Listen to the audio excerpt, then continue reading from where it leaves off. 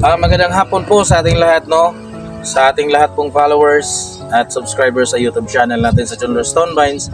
Magandang hapon po sa ating lahat. So, nandito tayo ngayon sa Barangay Punong, Bato, Leyte. So, babalikan natin guys si Tatay Jose doon sa upper side sa Punong guys. So, malayo-layo pa yung lalakarin natin. So, tara guys, samahan nyo kami. Puntahan natin sila Tatay Jose at si Kuya Gary. So let's go guys.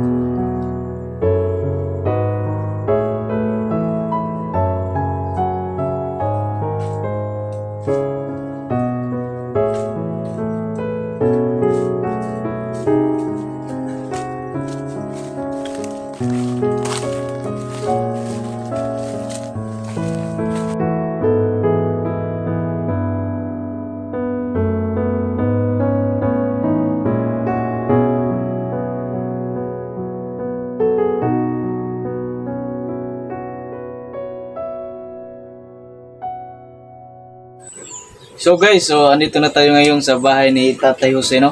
So, Nandito pa rin tayo sa Barangay Punong, upper side sa Barangay Punong guys, Sitio Canlambong, no? So, nakita nyo guys, ito yung si Tatay, sa hindi po nakakaalala kay Tatay, si Tatay po yung na-vlog natin kasama ni Kuya Dondon Gary, no? Si Tatay yung may, ganito guys, yan Yung may mga, anong tawag dito? O may mga bukol-bukol dito, tsaka dito sa mga kamay, oh. Mga gout guys, yan, oh. Oh. Nung una natin na pinuntahan dito si tatay, na massage din to ng kasama natin, no? Kasi noon, hirap sa paglalakad din si tatay noon, di ba tay? Oo. Medyo nahihirapan din si tatay noon na maglakad. So, yun nga, na-vlog natin si tatay sa kadahilanan din na, yun nga, na nangangailangan din si tatay ng maintenance niya, no, sa kanyang, yung itong sa gout niya, no? Yun yung hinahanap talaga ni tatay, no? Tsaka, yun nga, sabi ni tatay noon, medyo meron din pong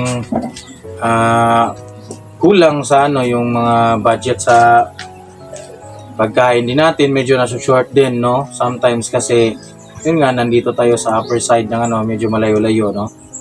So, kukumustahin natin si tatay, guys, kung kumusta na yung buhay ni tatay simula nung una tayong pumunta rito, no? So, ikaw na magtanong, Babs. So tay, kumusta na yung pakiramdam mo ngayon tay? Simula nung na-vlog ka namin noon, tapos ngayon bumalik na kami dito sa bahay mo. So ano na ba yung iniinda mo yung sakit sa mo, kamay mo, sa katawan mo? Sa totoo lang, nagpapasalamat ako dako na narinig ko medyo ulian akong bukton sa una dili ko kaingon. Karon makaingon na, makabay ko na. Wow, salamat, praise the Lord, praise the Lord. Oh. Kaya ako lamang sa paglakad medyo bibintahan na. Kay sa karon. Sa una. So ang aho lamang gi kay kuanan, ang kinilang maintenance sa kuan ko, di ko katumar tukar ko din akong kuan. Yung sa yung sa gout mo. So ano bang klaseng gamot tayo na iniinom mo para dito tayo? Maintenance ko dito, kaya yun lamang ng colchicine, saka yung Norobion. Ito tayo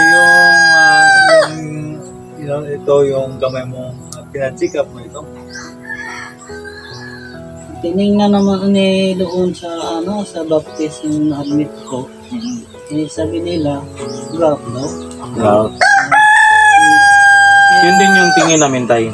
Gout. Kaya, tanong ko sa kanila kung anong lunas nito. Anong binigyan nila tayo, yung gamot yan? Anong niresita nila sa inyo? Wala namang niresita, parang hindi ko nila alam eh. Wala silang sinabi sa iyo na anong Wala. para bagay dyan? Yung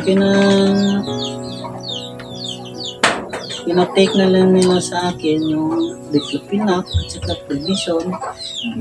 Kapag hindi ka nakainom ng mga gamot mo tayo, Talagang Sasakit siya. Sasakit. Hindi naman to sasakit. Talagang ganyan na siguro yun. Ang sabi nila, mga ano raw to, mga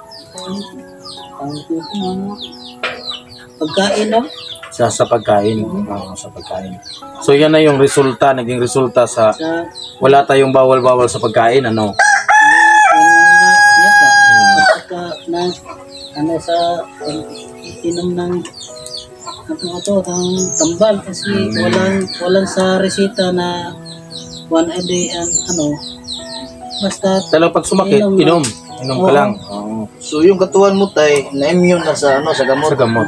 yun na talaga Kapag hindi ka nakainom, sumasakit. sumasakit yung kamay mo. Parang nasanay na yung katawan niya. Yun na. Nasanay na yung katawan ni tatay sa gamot. Kaya nagpapasalamat ako pag narinig ko kayo na magmamatahan talaga. So pasalamat ka kay Bro Focus kasi ito yung nagmasad sa iyo tayo. So guys, hindi po nakakaalam, no? Ito si Bro Focus. Minasage kasi niya to si tatay noon. Kasi yung kamay ni tatay dito talagang hindi naaangat ni tatay. Hindi niya nababaliktad, no? Pero ngayon nakikita niyo guys, simula nung pumunta kami rito, ayan, no, naaangat ni tatay na, no? So maraming salamat na naman Bro Focus, no, sa ginawa mong tulong kay tatay, no? Tatay Jose, no? Yun nga na makikita nyo sa pagmumukha ni tatay ngayon na sobrang saya ni tatay na nakita tayo niya ulit dito, no? Na umakyat talaga tayo kahit sobrang layo dito, guys. Pinuntahan talaga namin si Tatay Jose rito, no? Dahil hindi na tayo magtatagal siguro, ano? Ibigay na natin kay Tatay Jose yung dala nating sorpresa. Konti lang to, guys, pero alam namin na malaking tulong na rin to sa kanilang pamilya, ano? So, ibigay natin. Kunin mo, Bob. Ayan na. So, ito na, guys. Tatay Jose, ito na yung grocery items na pinamili namin, mga canned goods, na para sa iyong pamilya. Galing yan sa ating butihing sponsor, walang iba kundi si Madam Roxanne Lim. At saka meron pa tayong dalatay para may kasama yan. Meron pa tayong kasamang 5 kilong bigas, tay. Galing din yan kay Madam Roxanne Lim. So, once again, maraming salamat, Ma'am Roxanne Lim, no, sa lahat po ng binigay mong suporta, tulong sa John Lord Stonebine. Sa lahat po nung nagbablog natin, maraming salamat po. Sa lahat din po na nagbibigay ng suporta at tulong sa lahat ng mga sponsors natin, maraming salamat po. Taos puso po kami nagpapasalamat sa lahat na naging sponsor ng John Lord Stonebines. Maraming salamat po. So, tay, ano yung masasabi mo ngayon, tay, na nakatanggap ka nitong blessings na mula sa ating butihing sponsor? Wala talaga akong masasabi kundi magpasalamat ako sa nag-vlog sa akin. Kahit matagal, mabuti dumating. Wow, salamat po, salamat. Medyo natagalan nga tayo. Ang akala nga namin, parang biro lang yata yun. Pero dumating din pala. Salamat po. Oo. Yun lang ang sasabihin ko. Maraming salamat talaga. Yung maintenance ko lang ang sige, tay. Yung hahanapan natin ang paraan yan, tay. Babalik kami rito, tay. Para ibigay yung maintenance na gamot mo, tay. Babalikan ka namin dito, tay. maraming salamat talaga sa inyo. Para, yun nga, mabigay natin. Tsaka yung kay tatay, doon, Oo. Bilan natin yun ng gamot niya. Yung maintenance niya, So, hanggang dito na lang tayo, guys, sa ating video na ginawa. So, ikaw, meron kang masasabi, bro? Okay na. Nagsing naman si Tatay Biag. Ano na si tatay, Ibang-iba na nung una natin pinuntahan si tatay dito, no? Ngayon, talagang masigla na si tatay, eh. Talagang pumapayat ako dun. Wala nung nahilot ako, eh. Parang okay na maglakad. Okay na. Oh, wow, maraming salamat naman kung gano'n, no? Salamat ako sa Indo at saka sa Pinoon. Wow. Kasi kahit mahilot natin ng ilang beses si tatay, kung hindi talaga kagustuhan ng ating Panginoon, wala tayong magagawa. So si Lord talaga yung unang-una nating pasasalamatan before you, no? So, totoo yan. So, once again, hanggang dito na lang tayo, guys, sa ating ginawang video. Thank you so much for watching. Until the next video, bye-bye, guys. Thank you so much. Maraming salamat.